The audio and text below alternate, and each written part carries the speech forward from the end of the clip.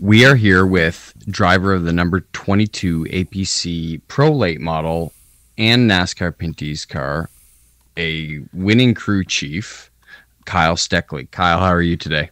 I'm doing good, guys. How are you doing? It's great. We're both good, yeah. Yeah, it's great that you gave up some of your time, especially with some testing at CTMP you were talking about just off air. Well, how'd that go? Yeah, we were out at CTMP today with the NASCAR Pinty's car and getting some laps in there before my debut there on September 2nd, and looking forward to that. We had a good test today, and now back to getting the cars ready for iCar, but next weekend we'll be at CTMP and ready to have some fun with the 22 racing team. Did you I'm sure have you tested there before? Is this the first time that you've tested there? No, I tested there last fall, and that was my first time ever being on a road course, so it was good to go back now that I've had some more laps, done the race at Toronto, and it's definitely really fast. I didn't notice it last year because it was the first time I was ever on a road course, and then I knew it was fast, but just going to Toronto and then now back to CTMP, you realize just how fast it is there, and it's a ton of fun. It's a fast-paced track, and I think we're going to be good there next weekend. Well, I don't doubt it. The team, your dad, and everyone else, they build some pretty fast race cars. Not only fast Pinty's cars, but pretty fast pro late models. You got a couple wins under your belt, some big wins under your belt. APC Series is heading to Sauble Speedway this weekend for 100 lap, just regular event, I believe, or is it part of the Triple Crown? No, it's 100 laps this weekend at Sauble Speedway. We've been having a pretty good year. You know, our late model program's pretty new still, but we're getting better each year, and we're definitely learning a lot and had a lot of success this last month or so. And the APC Series points is crazy right now. I'm leading the points by 1 point ahead of Jake Sheridan, and then Joe Lawrence is 4 points back from me. So with 2 races left, this weekend's definitely really important. Nice. I'm trying to keep that out of my head, but just trying to catch that. Yeah, just got to go out there and do my thing, and I think I really like Sauble, so hopefully we can have a good weekend and maybe stretch that points lead out a bit more. Just quickly, I really like Sauble too. It's kind of a gem out on the peninsula. What are some unique characteristics that Sauble has that maybe another track doesn't have? Well, personally, it's a tight little bull ring, and I think it creates some great racing that some tracks it's just not the same as some other tracks. Like the outside line there is a ton of fun. I think when we were there for the 150 at the beginning of August, I took the outside every restart until the last one, and I know my dad was watching it while he was in Quebec at GP3R, and he was getting mad at me because I kept taking the top. But it's a blast running the top there. That's definitely awesome. Really racy, small little bull ring. It gets aggressive, but push back, and it creates some great racing for the fans, I think. That's awesome. Yeah, it is a fun track. It's I don't know. I remember the first time I went there, and it was kind of different because of the beach, and I feel like the beach kind of comes and it's there, like it's sandy and stuff like that. So it's a little bit different from the racetracks that I was used to. J-Man. Yo, yeah, and now that you mentioned Sauble, I've heard so many friends talk about that, and I got to check it out. And also, just coming off of this past week, and last week was such a cool week with the 2 races. As a race fan, you don't get that a whole lot. Midweek kind of action. You go to work and then you go to the track, or if you're like us, you're lucky enough to get them off. But as we didn't see coming, the race getting delayed, you guys get an extra day between those 2 dirt races at the Big O. Those were some. I had a blast up there watching it in the perch and turn 2, and seeing you guys, and in the second race throw it around, and in the first race seeing Kenny. up there and get that win. Man, that was so cool. And I'm sure for you, crew chiefing that first race and then being able to go into the second race and basically almost win. I thought you had got it, man. I was right in the post, and then I look up, and it's like, what? That I was like, ah. I swear, that was such a good battle between you guys, though. And we've always, I think we've said it on a couple of different episodes. We've always kind of looked forward to the battles that you and Trey will have. And you guys put on quite a show at the Big O. Take us through the first race as a crew, like from the crew chief perspective, and then we'll end up going into the second race from the driver perspective. What is it like to crew chief for Ken Schrader? Yeah, it's pretty interesting. You know, I'm a pretty young guy, so I really didn't know the history and like how big Kenny Schrader was until he came up here and drove our late model on the Saturday night, and then obviously at OHSWEKEN. And the fans he has is crazy, and he's an amazing driver. He can still wheel a car, no doubt about it. And working with him was a lot of fun. He's super laid back, easy going. You know, he just wants to go out there and have a good time and run a race. And luckily we gave him a really good car on Monday night, and he got it done. I think we were probably a second place car on Monday night, but Trayton got caught up there and Kenny got by him, and he didn't look back after that. So it was really cool working with him and being the crew chief. Obviously, I've only crew chief 2 races, being the first time was with Stuart Friesen at OHSWEKEN last year, and now Kenny Schrader. So I've got a pretty cool crew chiefing drivers list. So that's a good, hopefully I can keep that going, but I'm okay if I don't crew chief for a while yet. I'd rather be in the driver's seat. Oh yeah. So what is it like in the day in the life of a crew chief?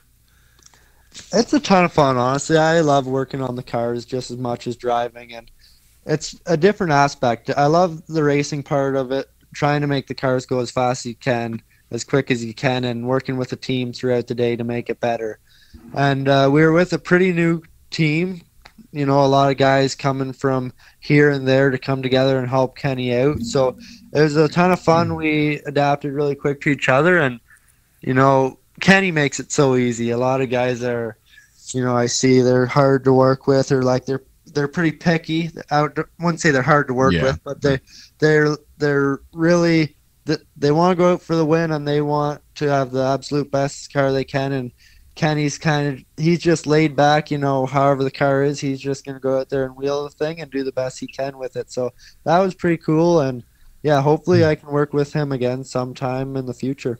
Yeah, that would be cool. Seeing you guys in the paddock, I think that was on the Monday, we were walking up and down and chatting with the drivers, and seeing you with your dad and Kenny, and being able to get a shot of that, man, that was so cool. That's one of my most favorite shots I've ever taken, and I've taken some photos of some people. So I threw that one up there, and for all the people out there, check it out on social media at the WWOMS. And yeah, that was real cool to see the 3 of you guys share a laugh and work on the car, and that must have been a pretty cool moment too, with sharing that with your dad.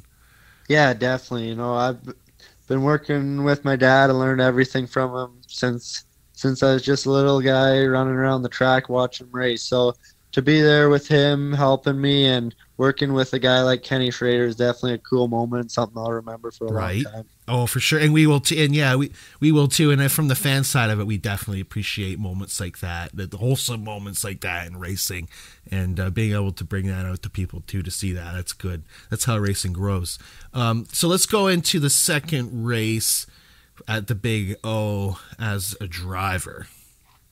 Yeah, it worked out well for me. We were joking with Kenny because we knew he had to leave Tuesday after the race no matter what. So then Kenny was saying, "Oh, you're going to be doing your rain dance. You're going to be doing your rain dance." And sure enough, it got rained out and moved to Wednesday. And, you know, he didn't just up and leave and say goodbye, thanks a lot.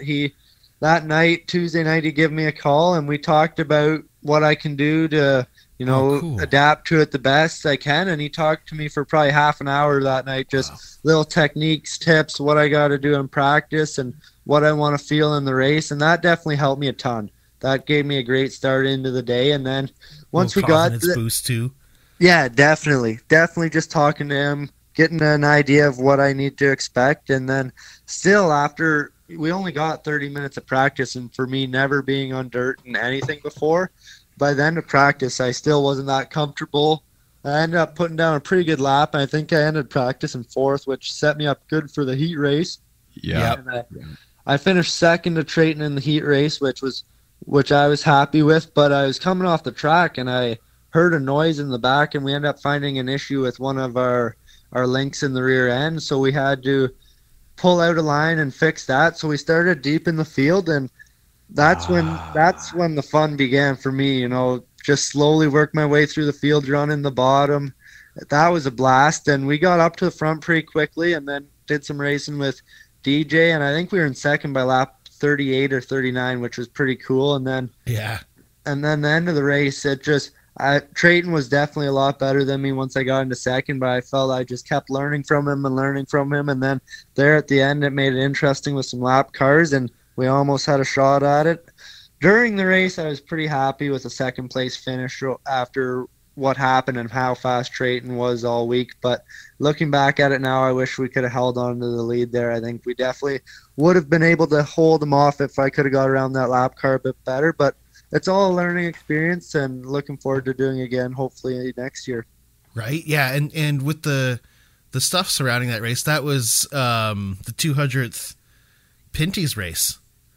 Mm-hmm. So there's a bit of that adding into that. I bet there's I would imagine I would have some pressure going in a situation like that. Like maybe you saw that you were going to race on that race. I don't know, but you did pretty good in those circumstances. Also, I noticed just throughout the field, the other big movers was you and Stewie. You guys, that's pretty good. You're able to figure out up and compare it to that guy. Wow.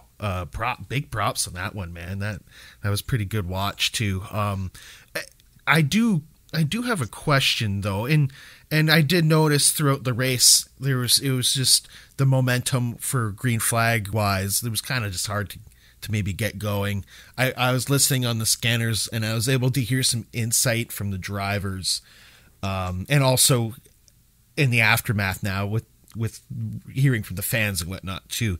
Is there any insight that can be done to see a little bit less cautions? Because I mean, last year I think we saw a pretty, from what I recall, if my memory serves me correctly, there was I think most guys left pretty cleanly last year in the first dirt race, and then now we kind of saw that second race there. It was kind of a bit more of a, there was a couple times where guys spun out. It was maybe it was hard for them to get going. NASCAR was pretty good at not throwing the yellow as much as they could. But any insight though on what can be done? Maybe we could see a little less yellow at a dirt track like Big O, or just any dirt track that you might go to in the future.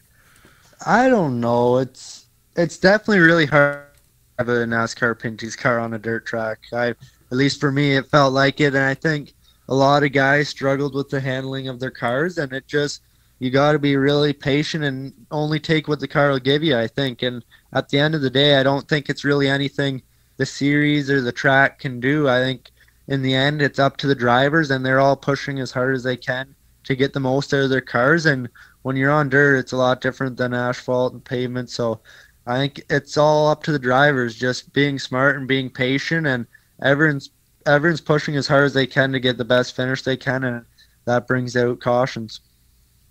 Yeah, and there's only so much you can do in a situation like that, and I didn't really. For me, I kind of was like feeling like it was like our Bristol, not even thinking about the dirt version of Bristol, but just going back a couple of decades as a fan and thinking about, we see a lot of cautions at like a Bristol. I kind of felt like that in this sense, is that's going to happen. There's going to be races where we're going to see lots of green flag racing. There's going to be races where we're going to see that. So yeah, it's interesting to hear too for some drivers. to hear from you too on some insight on that, and if it's even an issue. It might not even be an issue, really. And yeah, I would say it's somewhat an issue, but it depends. A lot of drivers like those cautions. You know, sometimes it's good for the drivers, and it depends how your car's handling it from a driver's perspective. But I think from a fan's perspective, it's not that bad. I think as long as NASCAR does a good job of getting the race back green and we're not sitting under yellow for too long, I think cautions bring out a lot of action once we get back green, and I think that's something that the fans enjoy. Right. Yeah. And for sure, we enjoyed it. We enjoyed watching you, and with all the awesome stuff that you did that weekend. What's coming up? We'll keep an eye on that, and maybe we'll be able to chat with you whenever we see you next, maybe at CTMP or Delaware. Yeah, absolutely. We got a busy end of the year here, but I'm looking forward to it, and hopefully we can pull off a couple more wins and end the season strong. Sure, yeah, man. All the best to you. Big props on what you're doing, man, and thanks for coming by. Thanks, guys. Appreciate everything.